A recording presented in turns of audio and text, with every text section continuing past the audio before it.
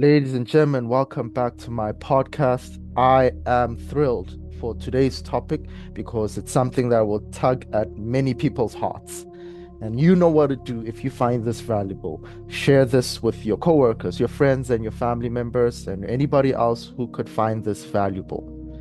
Now, this quintessential question I'm about to ask you is something that every single one of us have been through or we're currently going through it at this moment in time. So, why do you keep sabotaging the life that you say you want? There's a version of you that you constantly think about, and you know the person that you're supposed to become. You know how you're supposed to carry yourself, the kind of relationships that you're supposed to have, the work you should be doing, the kind of money that you should be making, and the peace that you know and you're inherently supposed to feel. But yet somehow you keep returning to patterns, the same patterns that oppose all those desires, like procrastination. You avoid things that you know you're supposed to do. You enter bad relationships knowing very well where it's going to end up. You quit when you know you're supposed to keep going. You shrink your identity to match those around you. And there's a certain level of inconsistency that you have with your own work and your own desires. So you need to ask yourself, if you genuinely want that life where you are seeing yourself in your optimal state, why do you keep behaving like someone who doesn't? Right? Like, we continuously keep returning to the old version of ourselves. So think about it like this. Someone finally gets momentum in their business, right? Things are going well. And then they disappear for 2 weeks, or they neglect the work that they're supposed to do right in the height of their momentum. Or someone says that they want love, they want to be in a happy relationship, and then they find themselves losing interest whenever somebody actually treats them well. Or you know you're earning more money, right? Yet you're finding ways to increase your expenses so that you get back to being financially stressed again. Or you make a promise to yourself and you say, you know, next week, Monday or tomorrow, I'm going to change everything. I'm going to change all my patterns and behaviors, and I'm going to move towards my desired outcome. And then 3 weeks later, you're back to where you started with no actual progress. These are like different circumstances, but yet it's the same destination. And at some point, you have to ask yourself whether life is bringing you back here or it's you that's bringing yourself back here. You know, there was a book that I read called Psycho-Cybernetics. I'm sure some of you are familiar with it. And every single one of us, the human brain, has a cybernetic tool. And this cybernetic tool locks in a certain destination. Say, for example, we're looking at a plane, right, that is on its route to fly to America from Johannesburg, for example. Now, the plane has a cybernetic tool that is lodged into it that ensures that the plane gets to America despite any kind of turbulences. So while the plane is in motion, while it's in movement towards America, there's going to be turbulence and there's going to be things that happen that pull the plane away from its route. Yet, because the let's not call it psycho, the cybernetic tool exists in the plane, it ensures that that plane arrives to America despite any kind of turbulences. So if it deviates from its path, it will lock back in and get back to where it's supposed to go. So every single one of us has this tool. We have the psycho-cybernetic tool within us. And Whatever it is that we believe about ourselves, we will always revert back to it, despite any kind of affirmation that you do. So we know where we would like to be, and whenever we experience circumstances changing in our favor, there's a self-sabotage mechanism that kicks in because it holds itself to the old version of you, to the old belief system, and it will do every single thing that it can to revert you back to it because that's what's safe. That's what it knows. That's what's familiar. But just imagine for a second that you could live in a reality where you recognize patterns before you obey them. You recognize opportunities, you get opportunities, and you expand into them instead of retreating. There's a reality right now where you're receiving a whole lot more money and you are finding ways to increase it automatically. And you're experiencing a healthy love without needing chaos to make it feel exciting anymore. You see? But there's a reason why it's difficult, or why it feels as if it's difficult to get to that version of you that you know you can attain, or at least have some kind of semblance of belief, knowing that you can reach that reality. But the reason why it's so challenging is because your old identity has a home inside of you. It has home field advantage. It's like when you watch an NBA game or any kind of sports, and the team that you're supporting is playing at home, right? They usually play better, right? In most cases, your team usually plays better when they're playing at home because there's a lot of support there. There's a lot of favor there. Many people are encouraging you to succeed. The environment is set up in such a way where you can thrive. So exactly that with your old identity. You have created an internal environment that makes it feel at home. You've practiced being your current self for years. You've thought certain thoughts 1,000 times to such a degree that they feel comfortable looping in your mind.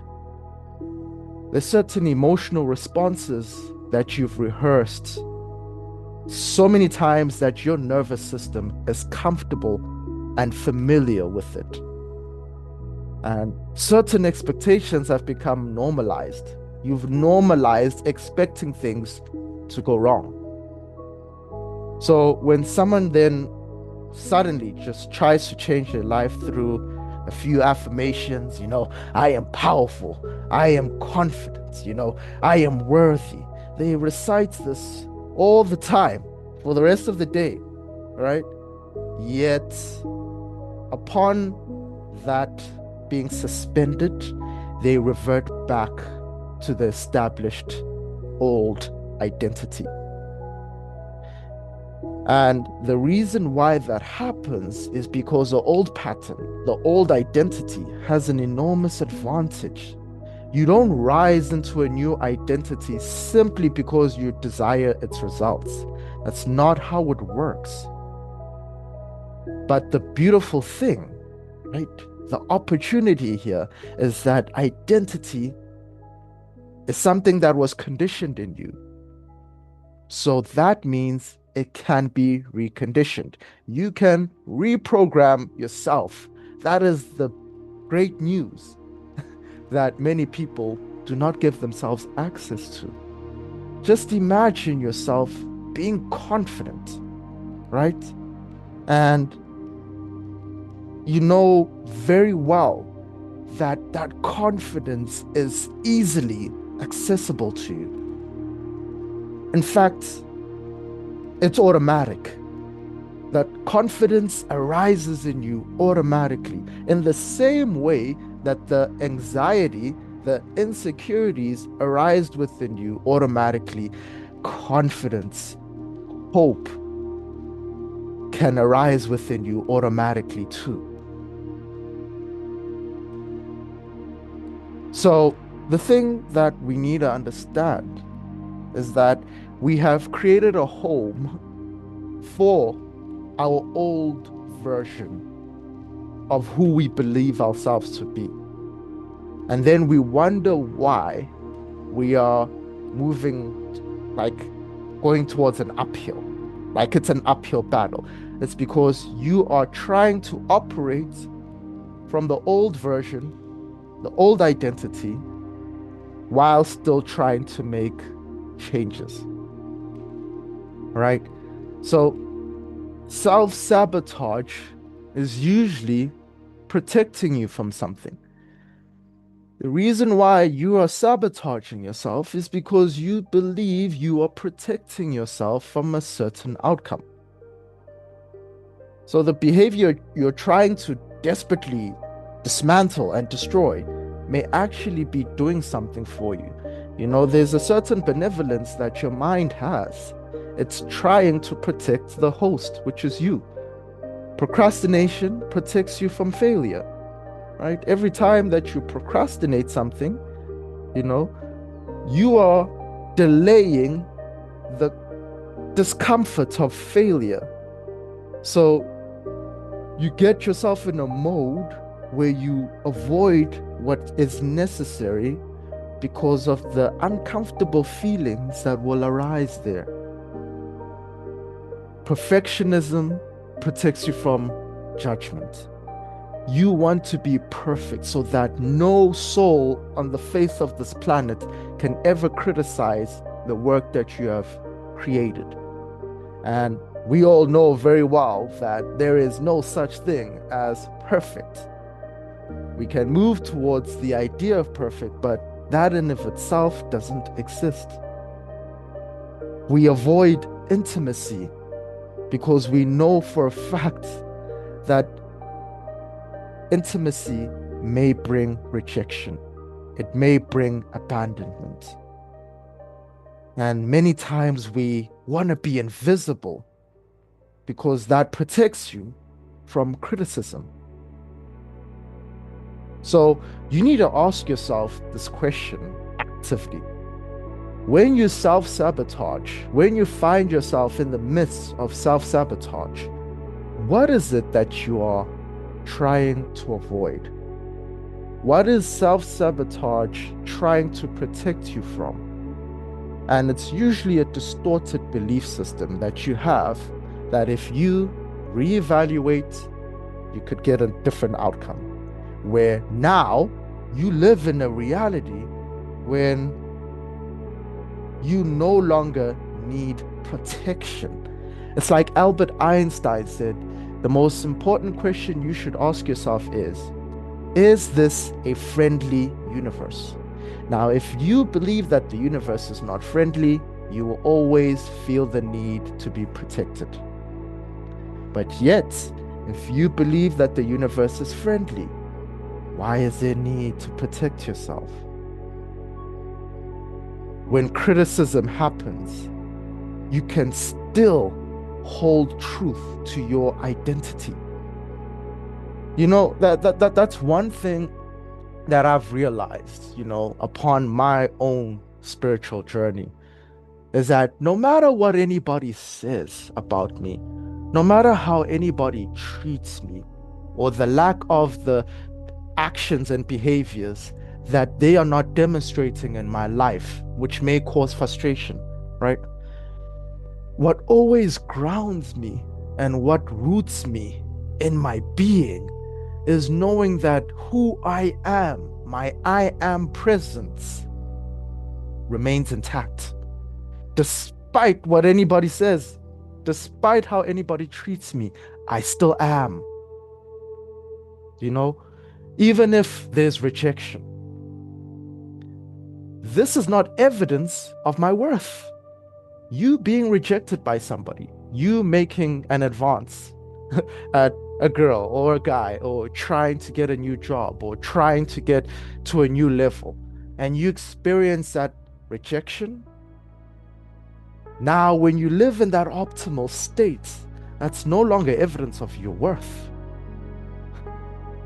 That's just a temporary fluctuation, and your worth remains intact.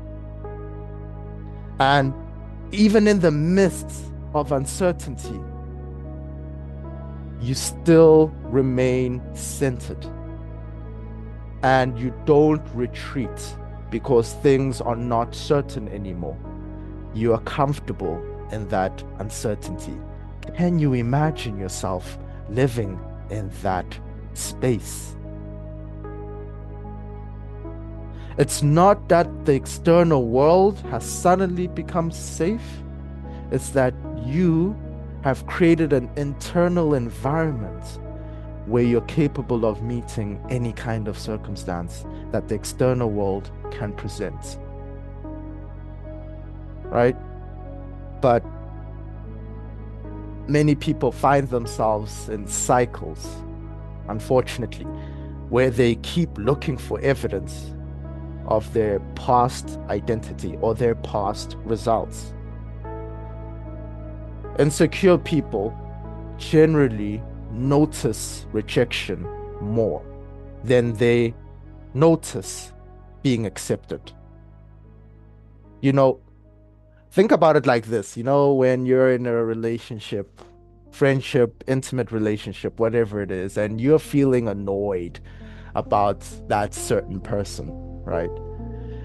Can you admit that your attention starts looking for all the reasons to justify why that person is annoying? Your attention literally locks in to that, to the point where you only see evidence of that person being annoying. Have you noticed when you're in financial trouble, now you start noticing scarcity more. You start noticing all the bills that you haven't paid. You start noticing all the money that you don't have. If you believe yourself to be unlucky, you start attending to your own memory bank and start selecting mental movies from your memory to remind you of every single setback that you've experienced. Memory recall is not an objective phenomenon, it's selective. And you recall things that there's an emotional attachment to because you believe that that is how reality is supposed to unfold. So you rehearse that, you keep playing it back. Now, if you're a person who experiences abandonment issues, now when that person doesn't text you on time, there's that uncomfortable sensation that starts arising within you because you've trained your attention to collect evidence as to why it is that your old identity has validity in your experience. Why the past outcomes, all the things that you've experienced, why they should be repeating again. You look for this evidence through your attention. And it's like every piece of evidence that you gather is whispering something. It's like, see, this is who you are, and this is how life works.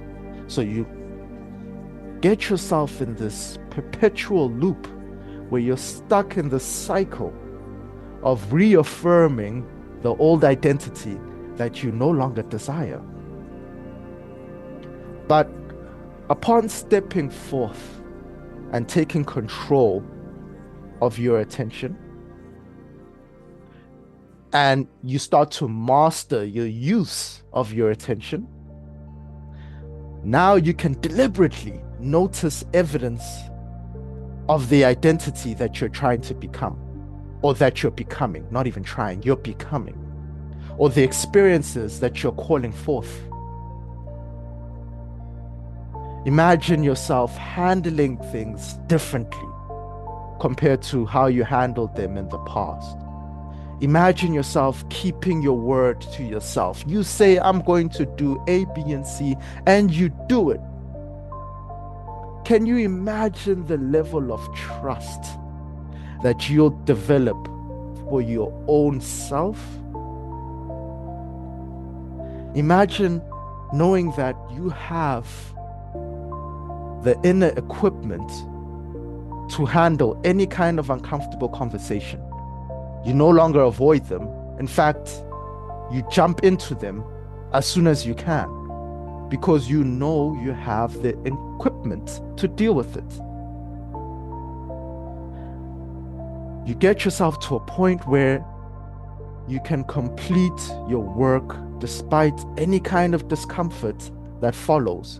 You can go to the gym and exercise knowing very well you didn't even feel like it. You see, all these tiny events of you demonstrating to yourself that you are that person, you are him, right? All these events become evidence for this new identity that you're trying to build. You're no longer just merely imagining your future self. You're collecting proof that your future self already exists right here, right now. So we no longer have to emotionally rehearse, an undesired future or an old future that only exists with the old identity. Because people in many cases say they want something different, but mentally they're rehearsing the old reality. Like they engage in something new and they ask themselves, what if I fail? And the reason why they ask these questions because they have doubt. That doubt has been called forth from their previous experiences, the past patterns, right? What if she leaves? What if he leaves? You've experienced them, not that specific person that you're with, but in the past, you've experienced relationships where someone has abandoned you and it's created fear in you. And now you postulate such questions as to what if this person leaves? And you are emotionally rehearsing that feeling.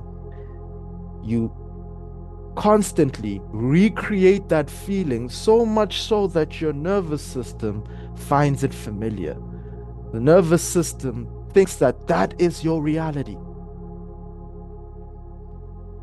It starts believing that this emotion represents who you are.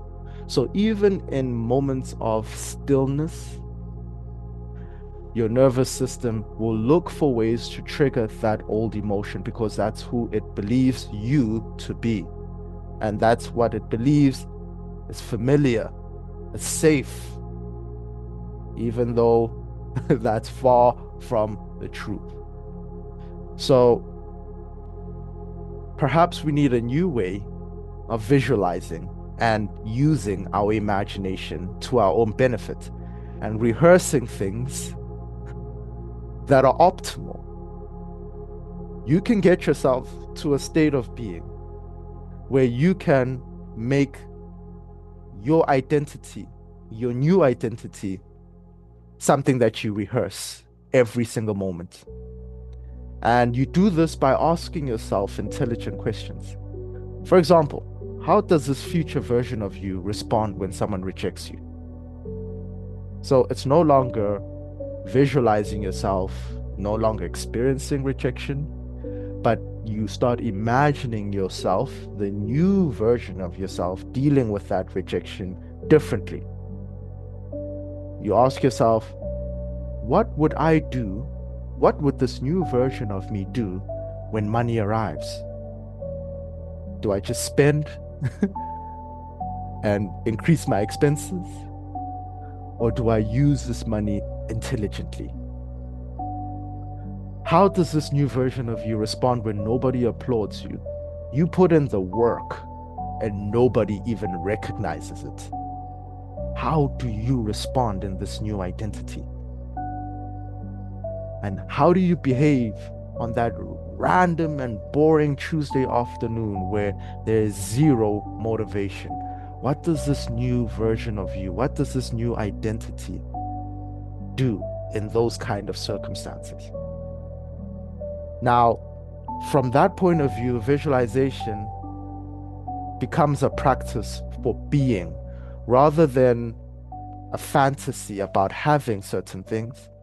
You are rehearsing being a certain identity, even when there are obstacles, even though there are challenges, you can maintain that identity. Because a lot of times we rehearse the identity that we desire through imagining ourselves being a certain way, but many cases we don't rehearse how this identity deals with the current challenges that you are presented with, so that you can start dealing with those challenges differently, not from the same version, the old version of your identity. You start dealing with those challenges from the new identity and watch how those circumstances or challenges dissolve.